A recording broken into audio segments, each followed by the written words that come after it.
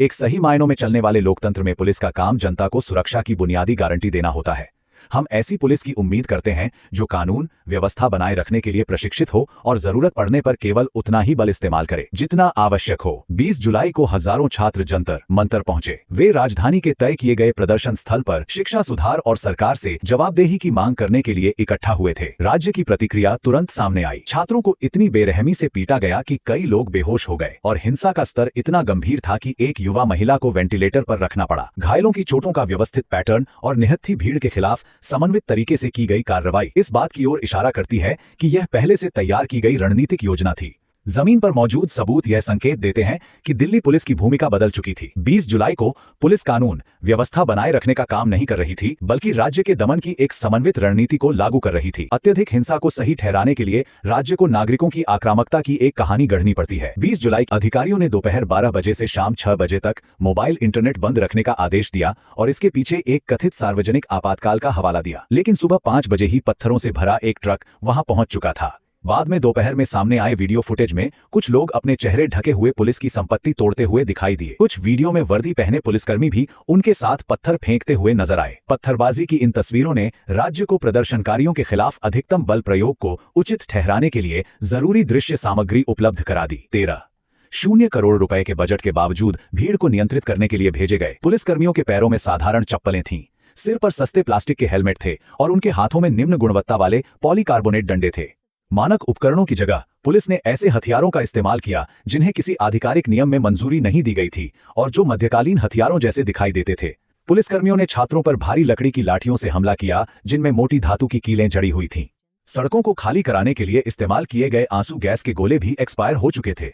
ऐसे रासायनिक एजेंट अपनी समय सीमा समाप्त होने के बाद अस्थिर हो जाते हैं, जिससे भीड़ को तितर बितर करने वाला साधन एक जहरीले खतरे में बदल सकता है और स्थायी शारीरिक नुकसान पहुंचा सकता है। रैपिड एक्शन फोर्स जैसी भारी सुरक्षा उपकरणों से लैस दंगा नियंत्रण इकाइयां पीछे खड़ी रहीं। मोर्चे पर वास्तविक कार्रवाई उन पुलिसकर्मियों से कराई गई जो इन घातक और अनियमित तरीकों का इस्तेमाल कर रहे थे। इस कार्रवाई में एक और बेहद चिंताजनक बात सामने आई। सादे कपड़ों में कुछ अज्ञात लोग पुलिस के साथ मिलकर छात्रों पर हिंसक हमला करते दिखाई दिए। ये लोग पुलिस की पंक्ति के भीतर से काम कर रहे थे। वर्दीधारी पुलिसकर्मी उन्हें सुरक्षा देते रहे, जिससे वे प्रदर्शनकारियों पर हमला करके तुरंत पुलिस की लाइन के पीछे सुरक्षित लौट जाते थे। हिंसा के लिए ऐसी अनौपचारिक ताकत का इस्तेमाल इतिहास में सत्ता को मजबूत करने के लिए अपनाई गई रणनीतियों से मिलता जुलता माना जाता है।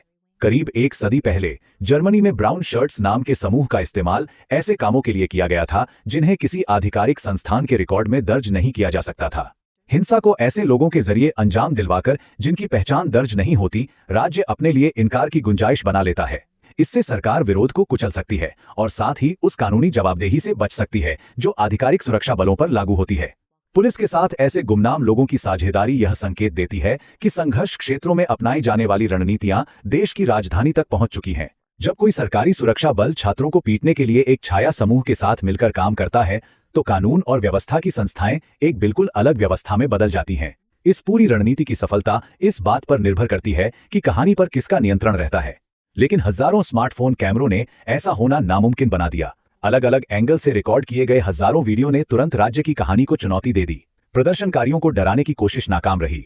पिछले दिन की हिंसा के बावजूद 21 जुलाई को छात्र फिर जंतर मंतर लौटे और बारिश में भी अपनी जगह पर डटे रहे।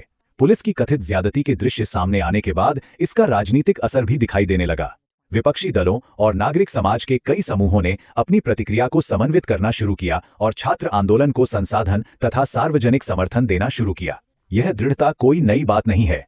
छात्र आंदोलनों का इतिहास बताता है कि वे बल प्रयोग की धमकी से आसानी से चुप नहीं होते। अब जिम्मेदारी हर नागरिक की है कि वह अपने परिवार के व्हाट्सएप ग्रुप, दोस्तों के बीच होने वाली बातचीत और रोजमर्रा की चर्चाओं में राज्य के प्रचार को चुनौती दे।